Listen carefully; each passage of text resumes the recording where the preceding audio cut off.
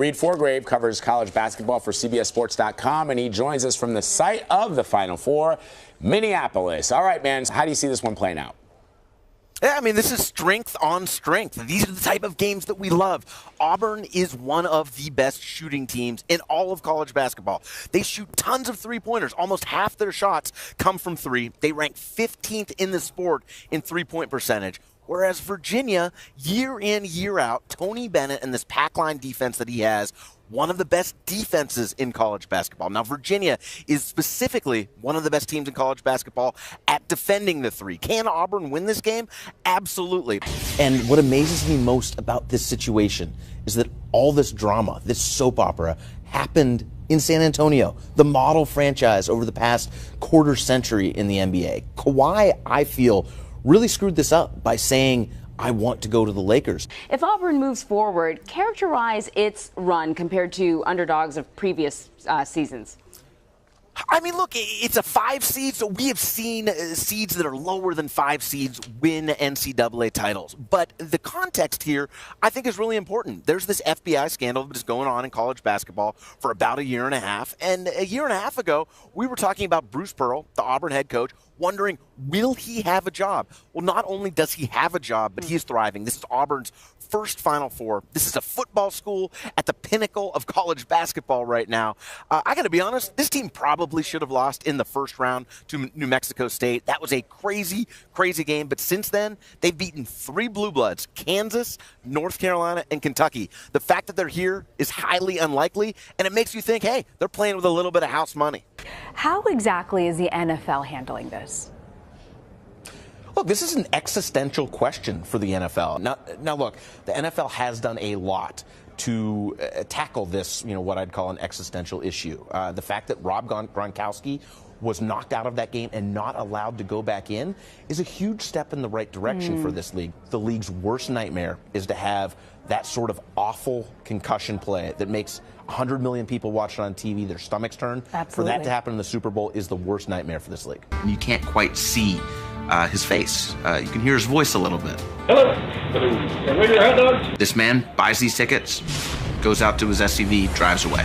His brothers-in-law call him Baby Jesus because, 1, he's a bit of a square, and 2, he can't grow a beard, just like Baby Jesus. Do you think 40-0 will ever be done? I hope so by us. I hope so by a team that I coach. I've said it before I retire, I'd like to coach a team that goes 40-0 because they say you can't do it. You've often spoken about being an outsider in the world of college basketball and about wanting to be let inside the velvet rope. Now, you're a member of the most exclusive fraternity in basketball. This is surreal for me. This seems bigger than me. Was that a personal validation of sorts?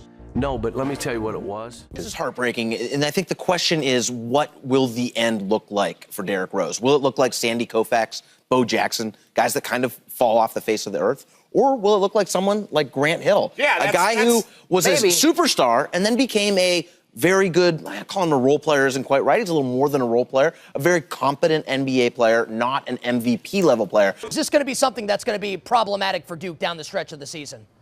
Look, I think it's more likely for it to be problematic at Duke than it will be in the NBA. I mean, in the NBA, you are playing against grown men. In college ball, you obviously are not. And I know Zion Williamson is only a teenager, but let's not kid ourselves. He is a grown man. He will be one of the strongest and biggest players in the NBA when he gets to the NBA very soon.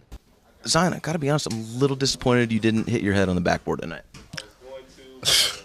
Come on. Do you feel the pressure when you play in a place like Madison Square Garden to go out there, not just play basketball, but put on a show?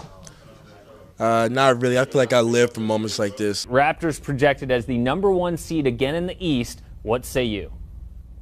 Look, this is a big-time bet by Masai Ujiri just on this one season. You gotta do it. Am I going to put them as the favorites in the East? I don't think so. I still think the Boston Celtics, with that young core, Tatum and Brown and Rozier. Plus, remember, you're going to get a healthy Gordon Hayward, a healthy Kyrie Irving. That team is absolutely stacked. So how important will it be if Texas Tech is to move on? Look, what needs to happen for Texas Tech to make the title game, to win its first national title in college basketball, is pretty simple. Jarrett Culver has to score. This is a team that is not known for its offense. What it is known for is a defense that isn't just the best defense in college basketball this year, but get this, it is the best defense in college basketball in the past 2 decades. Tell me from the beginning the time that you broke up a fight between Lemon and the Doberman Pinscher down the street. She got out the house and she jumped over the fence and started fighting with the dog. If I'm picking someone to be my teammate, I'm picking the guy who breaks up the fight between the Doberman and the German Shepherd, right? Yeah, I appreciate that.